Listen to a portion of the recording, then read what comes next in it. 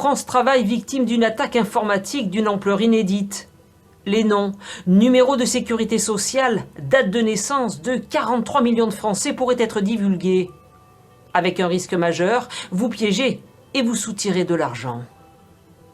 Les messages qui seront adressés aux destinataires auront l'apparence du sérieux, de la crédibilité liée à la véracité des informations. En clair, je me présente à vous en vous précisant bien votre numéro de sécurité sociale, votre identifiant France Travail. Vous êtes d'autant plus enclin à croire au sérieux de la proposition et au message qui vous est adressé.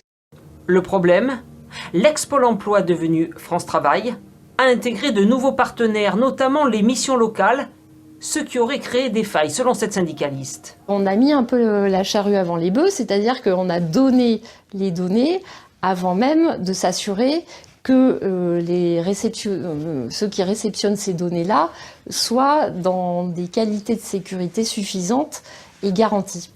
Services publics, hôpitaux, mutuelles, entreprises, les cyberattaques se multiplient. Elles peuvent être à but lucratif, relever de l'espionnage ou d'opérations de déstabilisation, en particulier lors des grands événements.